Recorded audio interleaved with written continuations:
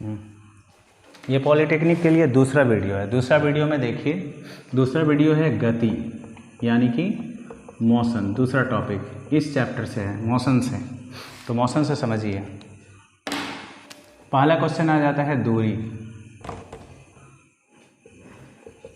यानी कि डिस्टेंस। दूरी क्या है?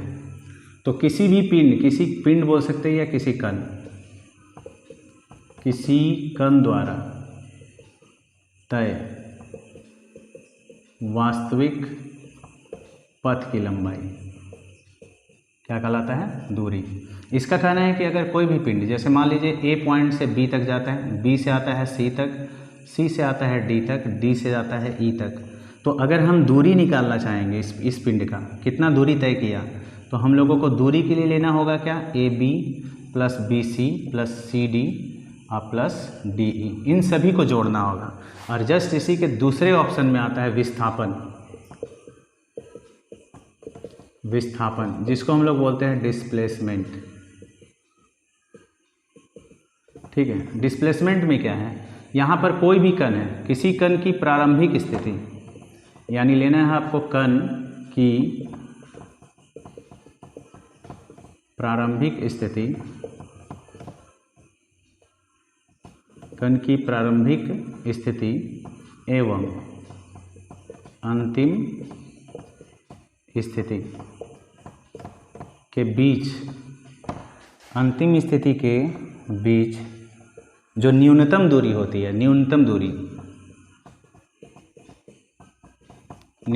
दूरी मतलब देखिए, ये प्रारंभिक स्थिति हो गया, ये अंतिम स्थिति, इन दोनों के बीच का जो न्यूनतम दूरी है वही विस्थापन है।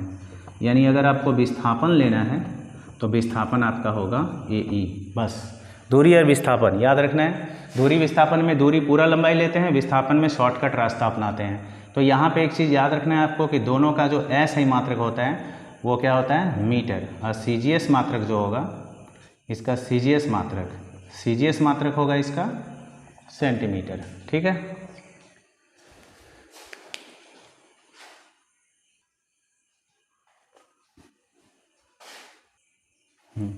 अगला टॉपिक देखिए क्या है। अगला टॉपिक आपका आता है चाल। चाल क्या है? चाल का शॉर्ट आंसर एकदम बता रहे हैं आप लोगों को कि इकाई समय में तय दूरी क्या कहलाता है? चाल। तो चाल का फॉर्मूला हो जाता है दूरी बटे समय। चाल का संकेत होगा delta x by delta T, ये इसका फॉर्मूला हो गया। और इसका जो मात्रक है वो मात्रक है मीटर पर सेकेंड, जिसको हम लोग ऐसे भी लिख सकते हैं। ठीक है, इसका अगर सीजीएस मात्रक की बात की जाए, इसका ऐसा ही मात्रक हुआ ये, और सीजीएस मात्रक का बात करें तो सेंटीमीटर पर सेकेंड होगा। ठीक है, इसके बाद दूसरा टॉपिक, इसका अगला टॉपिक जो आता है, चाल के बाद नंबर आता है वेग का। यानी याद रखना है कि चाल को हम लोग स्पीड बोलते हैं और वेग को बोलेंगे वेलोसिटी। ठीक है, वेलोसिटी। तो वेग का फॉर्मूला देखिए, वेग का डिफिनीशन एकदम शॉर्ट डिफिनीशन है कि इकाई समय में तय, इस वहाँ पे दूरी था और यहाँ हम लोग वर्ड्स इस्तेमाल करेंगे विस्थापन। तो यहाँ वेग का जो फॉर्मूला होता है वो होगा विस्थापन बटे समय।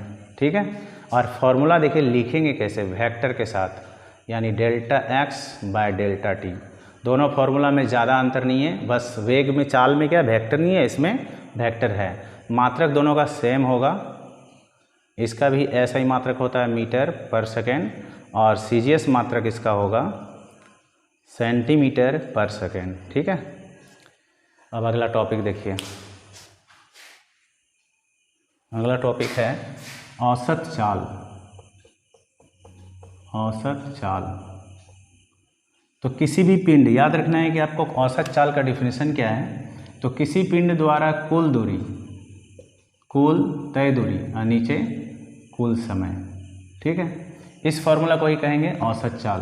तो औसत चाल का संकेत होता है वी ए भी, और यहाँ लिखेंगे delta x by delta T, ये फॉर्मूला।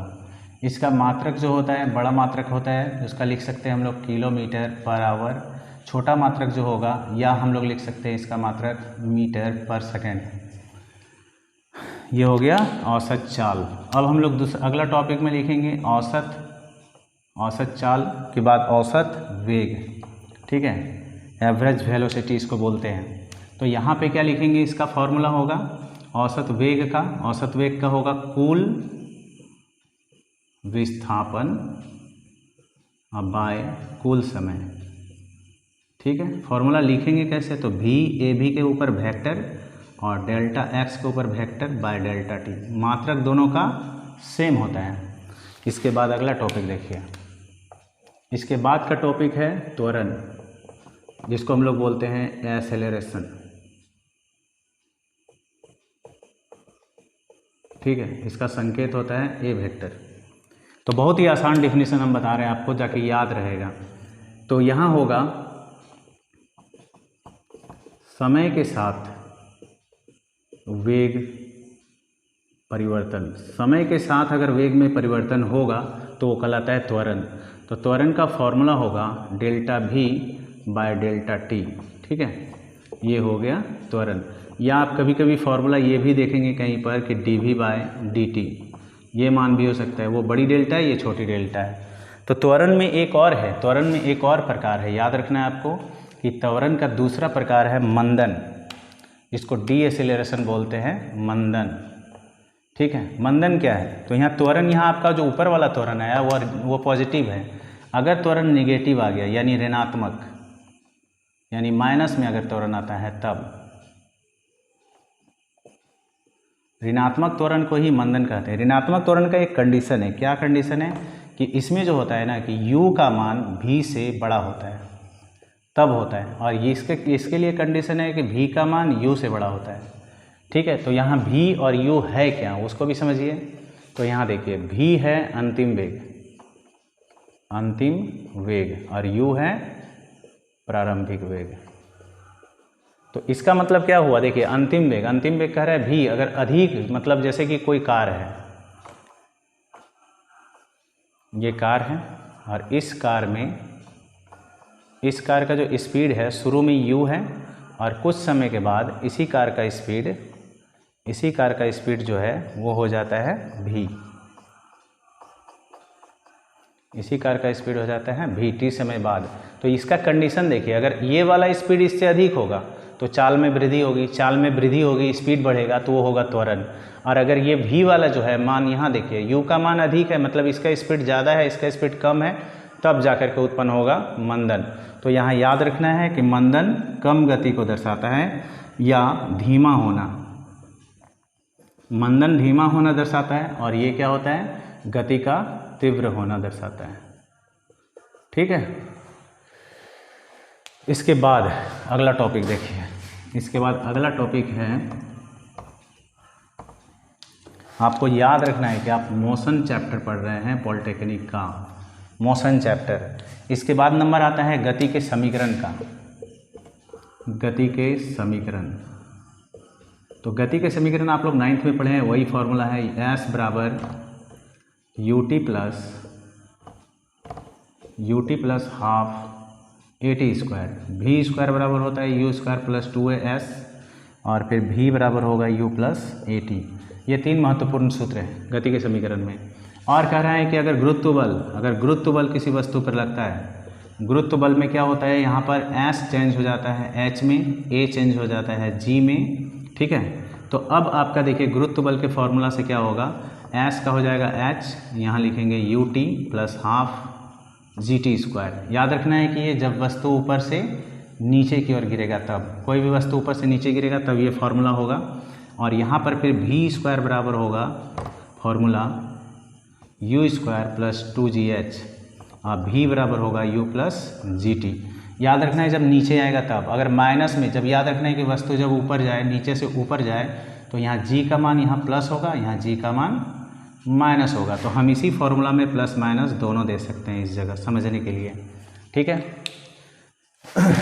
तो आपका ये पूरा का पूरा टॉपिक मैंने समाप्त कर दिया। एक थोड़ा सा बचा हुआ है, एक छोटा सा चीज़ वो बता देते हैं, फिर आपका गति चैप्टर खत्म, ठीक है। तो यहाँ याद रखना है g का मान 9.8 मीटर पर सेकेंड स्क्वायर होता है, या 10 मीटर पर सेकेंड स्क्वायर होता है जी का मान। और एक चीज़ इम्पॉर्टेंट चीज़ टॉपिक है इसमें क्या, कि यदि रिकॉर्ड हो रहा है ना, हाँ हो तो रहा है, देखिए अगर होगा चाल, याद रखना है आपको कि चाल अगर मीटर प्रति सेकेंड से किलोमीटर प्रति घंटा में बदलना है। पहले इस टॉपिक को उल्टा करते हैं कि किलोमीटर प्रति घंटा को मीटर पर सेकेंड में बदलना है, तो आपको याद रखना है कि 5/18 से गुना कर देना है जिस चीज़ को भी बदलना है। जैसे एग्जांपल देखिए, अगर हम मान लीजिए जाए 90 किलोमीटर प्रति घंटा है मेरे पास और इसको बदलना है मीटर पर सेकेंड में, तो कैसे बदलेंगे, तो 90 को गुना कर देंगे हम लोग 5/18 से, तो 18 पंचे 90, 25 मीटर पर सेकेंड। ये आपका हो गया शॉर्ट मेथड हो गया किलोमीटर प्रति घंटा को मीटर प्रति सेकेंड में बदलने में। अब देखिए अगर हम लोगों को इसी को मीटर पर सेकेंड को किलोमीटर प्रति घंटा में बदलना है, तो आपको क्या करना है, 18/5 से गुना कर देना है। ठीक है, 18/5 से गुना कर देना है। इसमें गुना करना था 5/18 से। जैसे एग्जाम्पल के तौर पे देखिए 20 मीटर पर सेकेंड है, इसको बदलना है किलोमीटर प्रति घंटा में, तो 18/5, 5 × 20, 18 × 72 किलोमीटर पर आवर। ठीक है, तो आज का वीडियो ये ख़त्म हो गया। ये आपका ख़त्म हुआ कौन सा, मोशन चैप्टर। अगला चैप्टर देखिए।